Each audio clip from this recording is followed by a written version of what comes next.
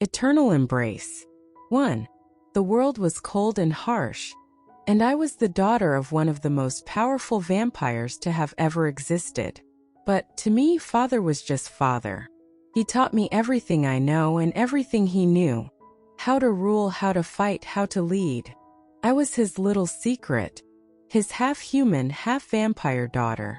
But, as much as I love him, I can't agree with everything he's done. Like the Cullens. They had a child. They made a child immortal. It was wrong, yes, but it wasn't something to destroy them for. That's what Father was planning on doing. My eyes changed from their hazel color to bright red as I thought about it. The Volturi were a bunch of snobs. They were cruel, heartless, and didn't care for anyone except themselves. They didn't care that the Cullens had done something that Mother Nature had never done before. They didn't care that she had feelings, that she could love and be loved. They were monsters. But I was not like them. I was different. I had feelings, I had a heart. I had a soul. And that soul was crying for the Cullens. 2. We were on the plane to the Cullens' house. It had taken a bit of convincing from my father to get me to go, but I went. For them. For the Cullens. For Renesmee. She was just a child. An innocent child.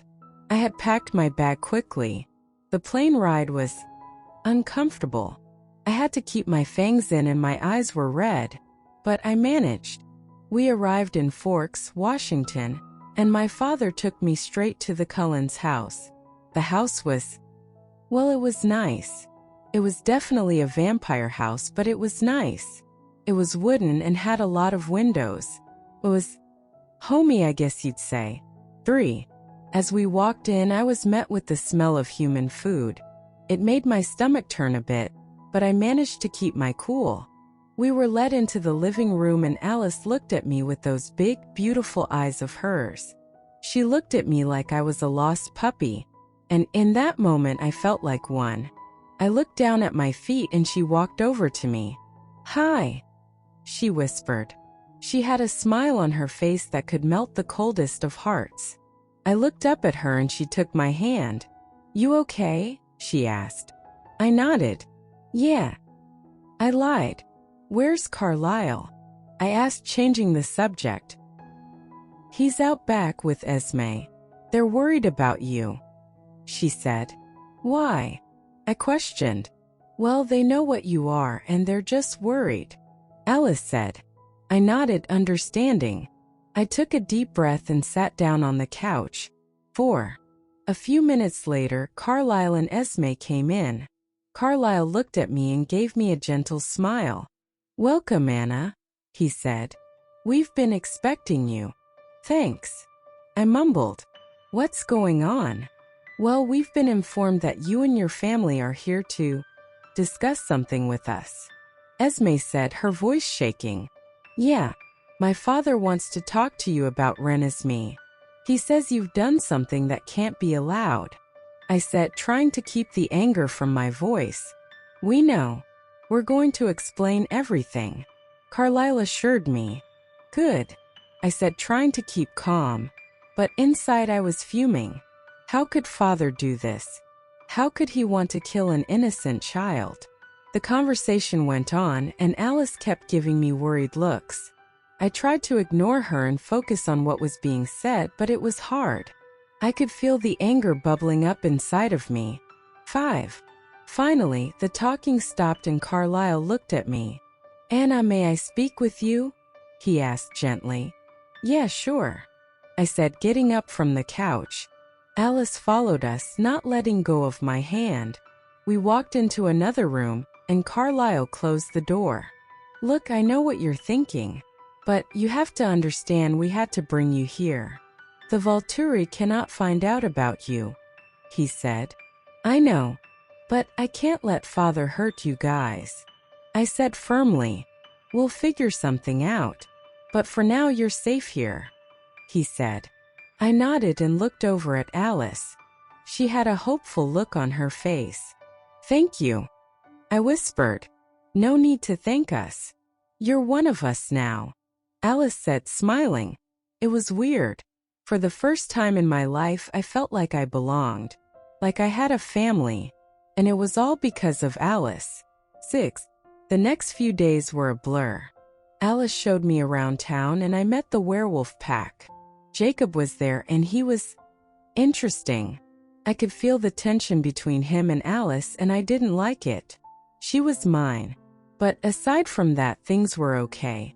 We talked about what we were going to do, how we were going to hide the fact that I was here. It was going to be hard, but we had a plan. 7. It had been about a week, and Alice and I had gotten closer. We had been out running in the woods, just the two of us, and she had stopped suddenly. "Anna, I've been meaning to ask you something," she said, her eyes searching mine. "What is it?" I asked, slightly out of breath.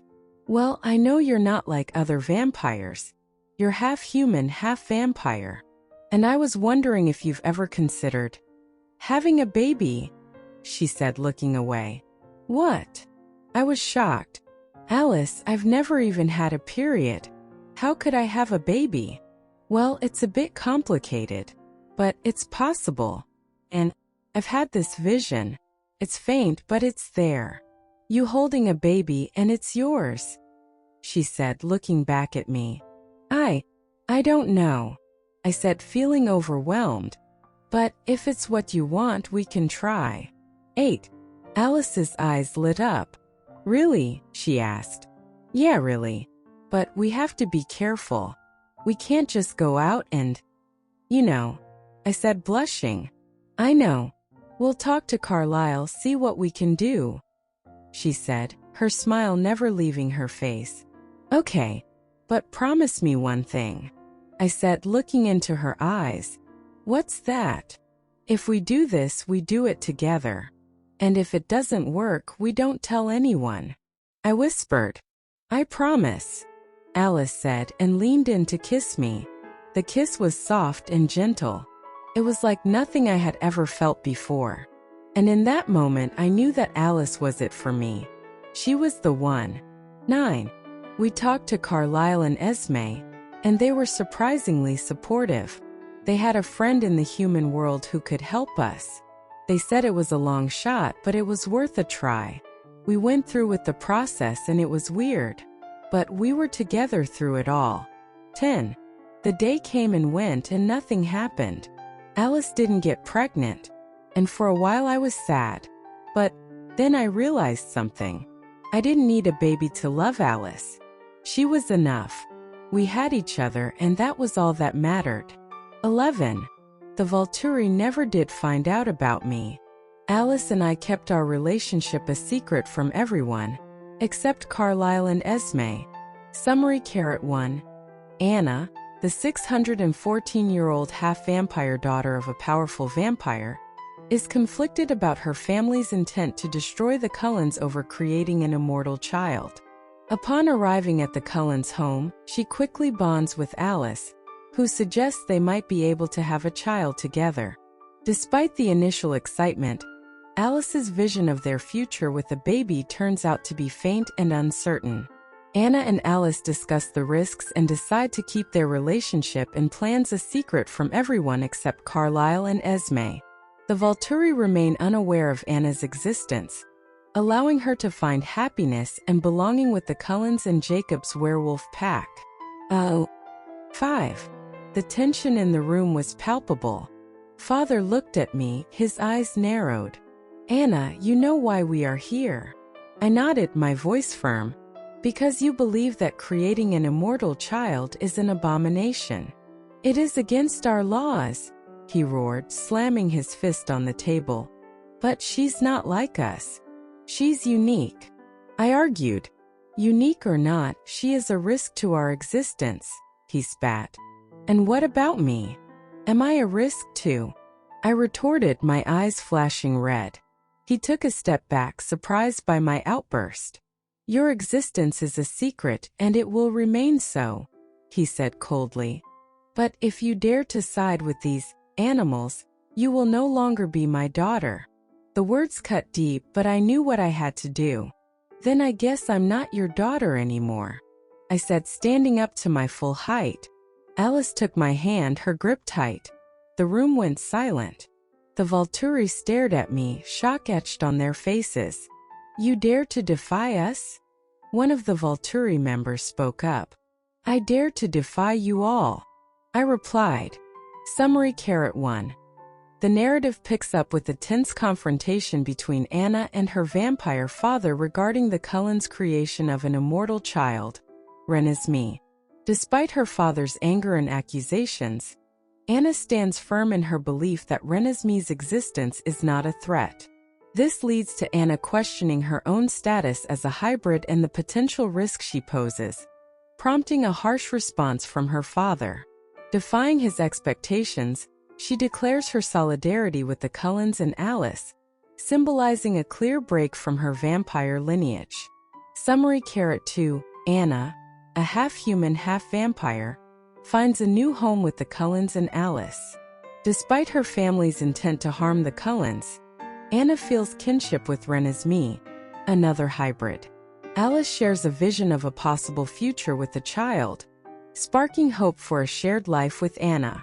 Anna confronts her father about her allegiance, rejecting his violent ways and siding with the Cullens. 6. The battle was fierce. Alice and I fought side by side, our bond stronger than ever. The Cullens and their allies were surprisingly powerful, and we managed to hold our own against the Volturi. But as the fight raged on, I saw an opening. I used my telekinesis to throw father into a pile of burning debris. He roared in pain, and I took the opportunity to run to Alice. "We have to end this," I panted. "We have to save Renesmee." "I know," she said, her eyes focused on the fight ahead. Together we charged through the fray, cutting down any Volturi that stood in our way. The smell of burning flesh and the screams of the dying filled the air. It was chaos. 7. We reached Renesmee just as father pulled himself out of the fire. His skin blackened and his eyes full of rage. "You dare to go against me?" he bellowed. I stepped in front of Alice, shielding her from his fury. "You will not touch her," I snarled. He lunged at me, his fangs bared, but Alice was faster. She sliced through his chest, ripping his heart out. The power in the room shifted as the Volturi leader fell to the ground, defeated. 8. The remaining Volturi fell to their knees, realizing their leader was no more. Alice and I stood, panting heavily, as Carlyle stepped forward. "Thank you for your help, Anna.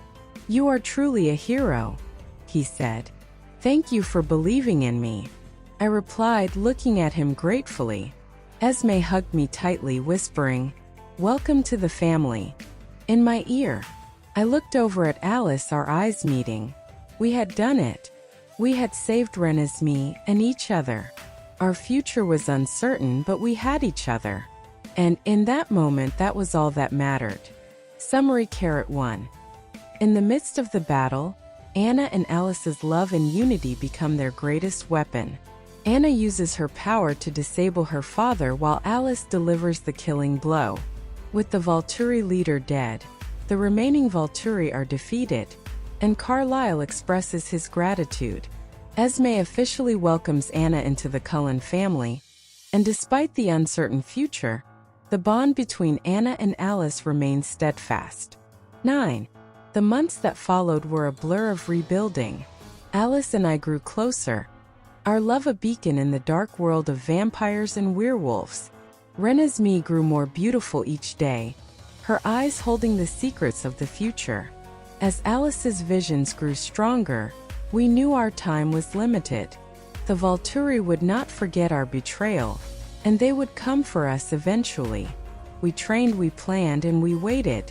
Our love was our strength, and we knew that together, we could face whatever the future held. 10. One night, Alice had a vision so clear it was like watching a movie. The Volturi were coming, and this time they weren't alone. They had recruited an army of vampires from across the world. We gathered our allies, the Cullens, the werewolves, and any other creature who sought a world free from the tyranny of the Volturi. Our forces were strong, and we knew it was time to face our fate. The battle was brutal. Blood spilled like rain in a thunderstorm, and the cries of the dying echoed through the night. But amidst the chaos, Alice and I stood firm, fighting for our love and our right to exist. Summary: 1. Following the intense battle, Anna and Alice find solace and growth in their relationship. The narrative fast-forwards to a time of preparation, where Alice's visions foretell an impending attack from a Volturi army, bolstered by allies from across the vampire world. Their love strengthens them, and they stand ready with a united front of Cullens and werewolves to confront the Volturi and their new allies, symbolizing their collective resistance against tyranny. 11. As dawn broke, the Volturi lay in ruins. Alice and I stood on the battlefield, our hearts heavy with the weight of our victory. We had lost many friends, but we had gained so much more. The survivors of our alliance looked to us for guidance, and we knew we had to lead them. Together we would build a new world, a world where hybrids like me and our kind could live in peace. We had fought for our love, and now we would rule for it. The throne of the Volturi was now ours, and we would not let it be used to harm others ever again. Our story didn't end that day. It was only the beginning of a new chapter, one filled with hope, love, and the promise of a better future. And as the sun rose, we held each other tightly, knowing that whatever came next, we would face it together, forever. 12. In the aftermath of the battle, Alice and I returned to the Cullens' home, weary and bruised but alive. Bella, Edward, and the rest of the family greeted us with open arms, their eyes filled with relief and joy. We sat in the warm living room recounting our tale. Renesmee listened intently, her eyes wide with wonder at the strength and bravery we had shown. "You're a true hero, Anna," Bella whispered, her hand on my shoulder. "You saved us all." "No, Bella. We did this together," I said, smiling at Alice. Our love for each other made us stronger than any Volturi could ever be. Alice leaned in and kissed me gently, and the room filled with applause. We had earned our place among them, not just as allies but as family. 13. Our love grew stronger as the years went by. Alice and I ruled with wisdom and compassion, earning the respect of vampires and werewolves alike. Our reign was marked by peace and prosperity, as we worked tirelessly to unite the supernatural world. No longer would we live in fear of the Volturi's wrath. We built a castle in Romania, a symbol of our love and our power. It was a place where we could be ourselves, where our hearts could sing without fear of being silenced. We were the queen and her consort, bound by love and destiny. And as the sun set over our kingdom, we knew that nothing could ever come between us again. 14. The years turned into centuries, and our love remained unshaken. We watched the world change, wars come and go, but we remained steadfast. We had children, beautiful hybrids like me, each one a testament to our union. They grew to be strong leaders, each one carrying the torch of peace we had lit so long ago. Our reign was not without its challenges, but with Alice by my side, I faced them all with courage. She was my rock, my shield, and my heart, and together we had conquered the darkest of nights. Our love story was etched into the annals of time, a tale of rebellion and triumph. And as the stars looked down upon us, we knew that we had truly found our forever. 15. Alice and I grew old together, yet never aged a day. Our children and their descendants spread across the globe, sharing our legacy of peace and unity. We traveled to the ends of the earth, seeing sights that no human eyes could ever dream of. We lived a life of adventure, but our hearts always returned to our castle in Romania, our sanctuary in the world of eternal night. Our love was the stuff of legends, and our descendants carried it in their very souls. They knew the price we had paid for their freedom, and they vowed to protect it with their lives. 16. But as all great love stories go, ours too had to face the ultimate test. Alice's gift of sight began to falter, the images of the future growing dimmer with each passing day. The prophecy of her death loomed over us, casting a shadow on our eternal love. But I would not let fear rule me. I knew I had to be strong for her, to give her every reason to fight. And so we lived every moment to the fullest, cherishing each other more fiercely than ever before. Our love was not just a spark but a flame that burned brighter with every challenge we faced. 17. The day came when Alice took her last breath in my arms. The pain was unbearable, a void so deep it threatened to swallow me whole. But I knew that she was not truly gone. Her love lived on in me, in our children, in the legacy we had built together. I ruled alone for a time, my heart heavy with the weight of loss. But I carried her with me in every decision, her voice guiding me even in silence. The world mourned the loss of their beloved queen, but I knew she was watching over us, smiling down from the heavens above. Our love had conquered everything, even death itself. 18. Centuries passed and still I felt her with me, her love guiding my hand, her spirit in every beat of my immortal heart. I continued to rule with kindness, ensuring our world remained a place of peace. The prophecy had come true, but it had also given us a gift, an eternity of love. And as the sun set on my reign, I knew our story was not over. For in every heart that bore our name, in every whispered tale of love and valor, Alice lived on. And so did the promise we had made on that fateful battlefield so long ago, that we would always be together, forever. 19. Our legacy grew, and with it the world we had dreamt of. Hybrids no longer had to hide, and humans lived alongside us in harmony.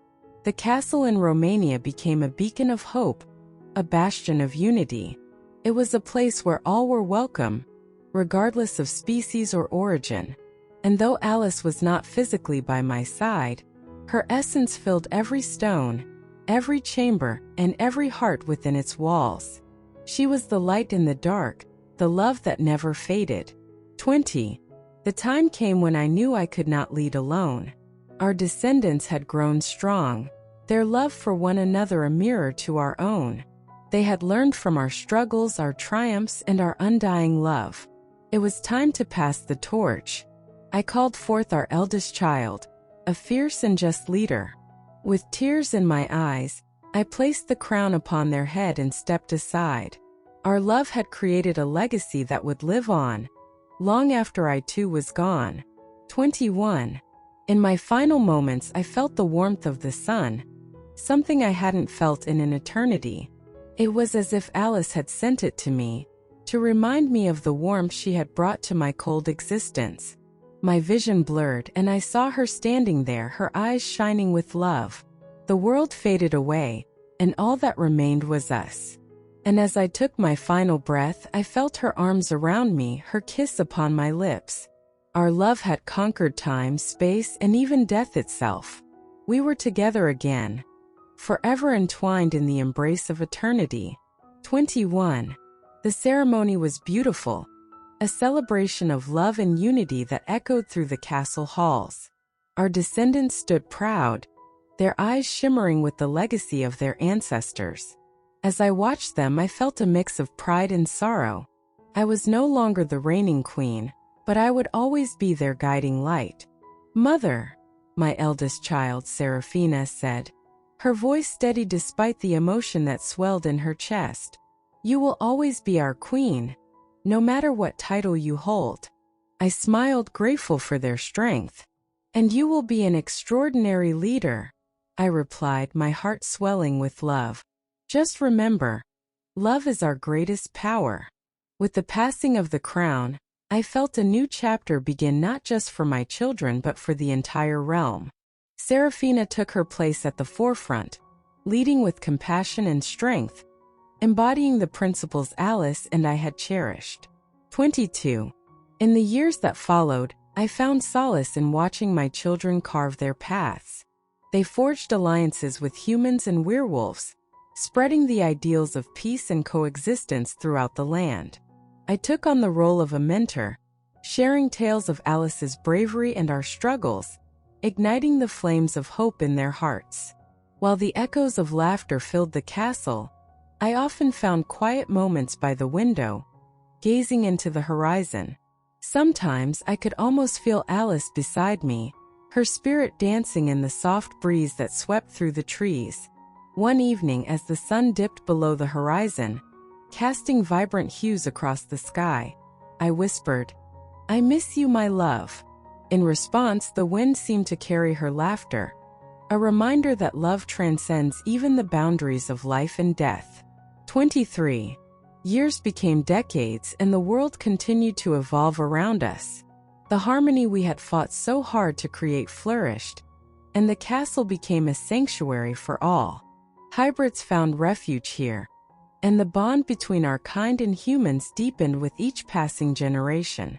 On the night of the annual celebration of unity, I stood at the balcony overlooking the festivities. The laughter of children filled the air, their innocent joy a reflection of the hope we had built together. As I surveyed the crowd, a familiar presence washed over me.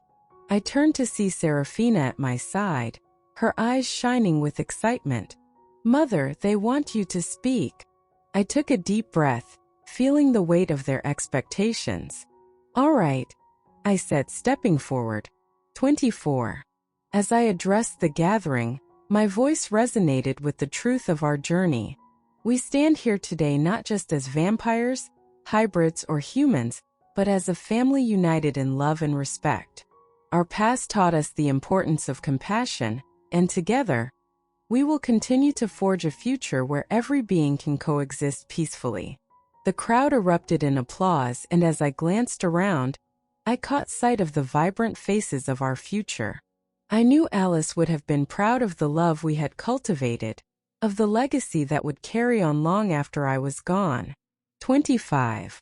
In time, my children began to seek out their own adventures, each with their distinct path. Some traveled to far-off lands, while others remained close, nurturing the bonds we had formed. I often received letters detailing their exploits, each story a reminder that our legacy was alive and well. But the greatest gift came one winter night when a new presence entered our lives. My granddaughter, a fierce and compassionate spirit named Lila, arrived at the castle, her hazel eyes sparkling with curiosity. "Grandmother, tell me about your adventures with Alice," she urged, pulling me into her warm embrace. With a smile, I gathered her close, knowing that this was the beginning of a new chapter, one where I could pass on the love story that had shaped our lives. 26.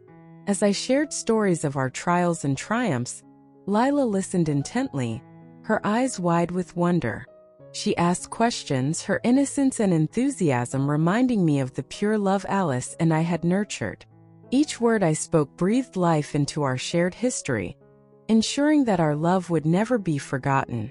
"Do you think I'll find someone like Alice one day?" Lila asked, her voice soft yet filled with hope. I smiled, brushing a stray hair from her face. "You will find your own Alice, my dear. Someone who will challenge you, inspire you, and love you fiercely. And when you do, cherish that love with all your heart." 27. As the years continued to unfold, I embraced my role as a matriarch, guiding the next generation and navigating the complexities of our world. Lila became a beacon of hope for her peers, embodying the values I had instilled in her, all the while carrying the spirit of Alice within her. Our legacy transformed into a tapestry woven with countless stories, each thread representing the lives we had touched and the love we had fostered. I watched as my family grew, knowing that we had created a world where love triumphed over fear and division. 28. One serene evening, as the stars twinkled brightly against the velvet sky, I found myself on the balcony once more, reflecting on the journey we had undertaken. The echoes of laughter filled the air, reminding me of the joys we had shared. In that stillness, I felt Alice's presence surround me, her love as palpable as the moonlight shining down. "Together, forever," I whispered into the night, feeling her warmth envelop me like a comforting embrace.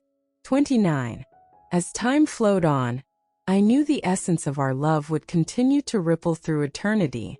Every moment shared, every challenge faced, and every joy celebrated became a testament to our bond. Alice had taught me that love, once ignited, could never be extinguished. In the years to come, as I passed on our story to new generations, I made a promise. Our love would never be a mere tale told in whispers but a living legacy, flourishing in the hearts of those who followed. 30. And so, with each passing year, I continued to nurture the spirit of our love, knowing that as long as hearts beat with the fire of our passion, Alice would always be a part of me. I watched as our family thrived, united in a bond that transcended time itself. The castle in Romania stood tall and proud, a sanctuary of love and hope, forever echoing the laughter of those who lived within its walls. I knew then that our story was eternal, woven into the fabric of the universe, a testament to the power of love and the strength of the bonds we create. As the sun set, painting the world in hues of gold, I closed my eyes and whispered, "Forever, my love." And with that, I felt Alice's presence beside me, an everlasting embrace that would carry us through eternity. This concludes the story of Anna and Alice, a tale of love, courage, and the legacy they built together.